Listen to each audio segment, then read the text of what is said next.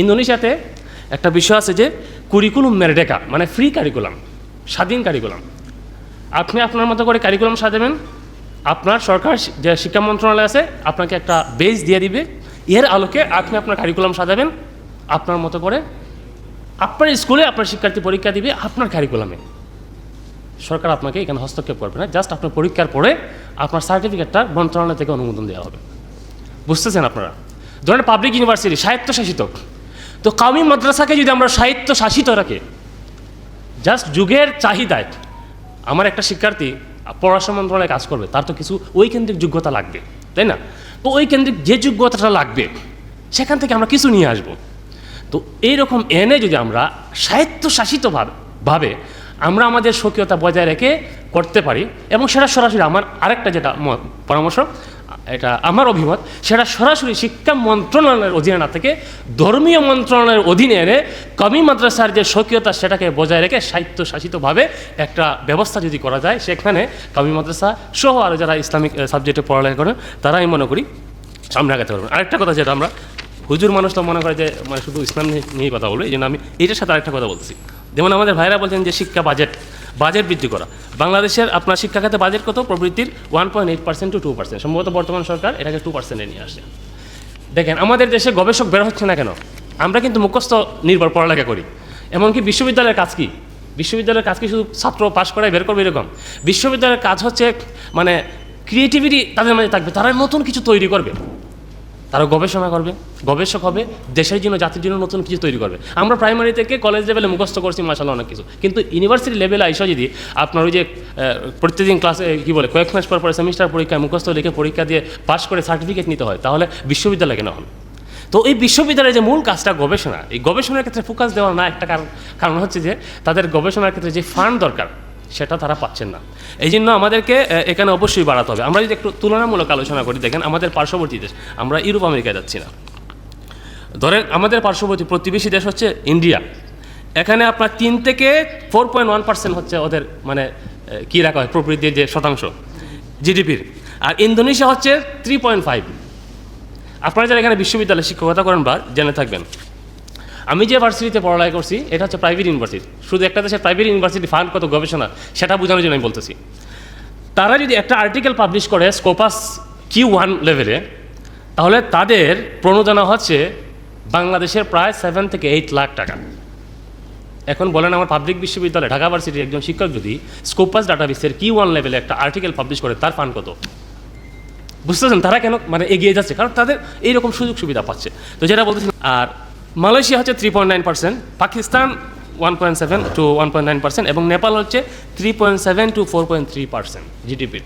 তো আমি মনে করি এই শিক্ষা খাতে অনুদান বৃদ্ধি এটা আমরা খেয়াল যদি রাখি, আশা করা যায় বাংলাদেশ সামনে একটা উন্নত রাষ্ট্রে এবং এডুকেটেড কান্ট্রি হিসেবে বিশ্বে পরিচিত পাবে ইনশাআল্লাহ।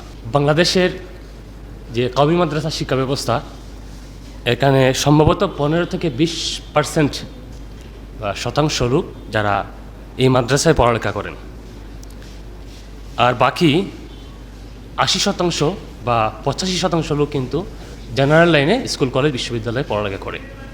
তার মানে এই 85% শিক্ষার্থী তারা ইসলাম শিক্ষা থেকে বঞ্চিত হচ্ছে।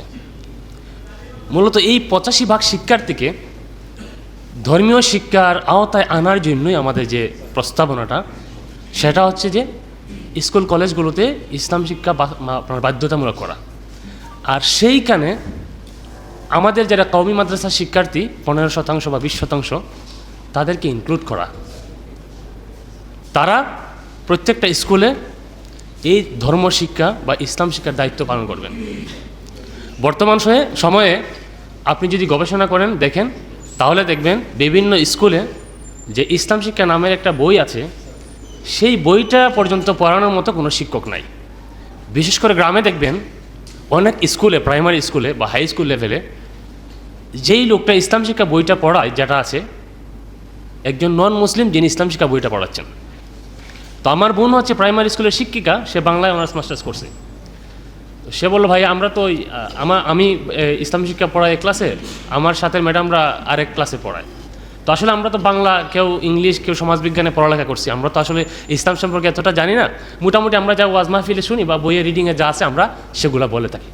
এই যে একটা গ্যাপ তৈরি হলো, সেই গ্যাপটাকে ফিল আপ করার জন্য ওই যে 15 থেকে 20% শিক্ষার্থী যারা দাওরা হাদিস পাস করছে, মানে পড়ালেখা করে কওমি মাদ্রাসায়, এবং তারা দাওরা হাদিস শেষ করে মোটামুটি আলেম হন, আমরা যদি এই জায়গাগুলোতে তাদেরকে ঢুকাতে পারি, তাহলে যেমন তাদের কর্মসংস্থানের ব্যবস্থা হবে, আমাদের 85% শিক্ষার্থীদেরকে ইসলাম শিক্ষা, ধর্মীয় শিক্ষা দেওয়া যাবে, এবং আমাদের একটা সোশ্যাল দাওয়াত যেটা বলা হয়, দাওয়াতের কাজটা সেটা কিন্তু পরিপূর্ণভাবে আমরা আদায় করতে পারবো।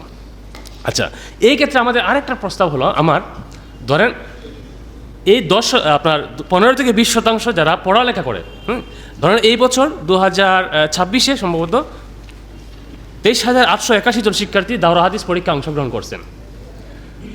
এর মধ্যে হচ্ছে 15,268 জন ছাত্র এবং ছাত্রী হচ্ছেন 8,064 জন। এখান থেকে সম্ভবত 89% তারা পাশ করছেন পরীক্ষায়।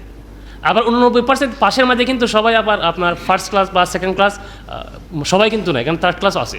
তার মানে আপনি যদি সার্টিফিকেটের বিচারে যান, থার্ড ক্লাস যারা শিক্ষার্থী তাদেরকে কিন্তু আপনি আবার ওইদিকে নিচ্ছেন না। তার মানে এখানে সংখ্যাটা কমে যাচ্ছে।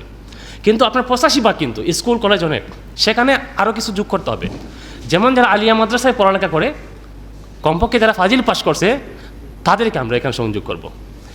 এবং যারা ইসলামিক স্টাডিজে অনার্স করছেন, যে কোনো প্রাইভেট বা পাবলিক বিশ্ববিদ্যালয় থেকে, তাদেরকে আমরা এখানে যোগ করব। এই 3টা ক্যাটাগরির লোককে যদি আমরা যোগ করে আমরা এই কাজটা করতে পারি, তাহলে আশা করা যায় প্রত্যেকটা স্কুল কলেজে আমরা পর্যাপ্ত পরিমাণে শিক্ষক পাবো, এবং কওমি মাদ্রাসা সহ আমাদের এই যে ভাই যারা ইসলামিক স্টাডিজে পড়ালেখা করেন, যেমন আমি ইসলামিক এডুকেশনে পিএইচডি করছি, আমার দেশে যদি আমি জব করতে চাই, কয়েকটা প্রাইভেট ইউনিভার্সিটি আছে 2-4টা যেটাতে ইসলামিক স্টাডিজ আছে, আর 2-একটা পাবলিক আছে, এছাড়া আর তো কোথাও নাই। তাহলে আমি যদি শিক্ষকতা করতে চাই, তাহলে আমার মানে জব অপরচুনিটিটা কোথায় বলেন?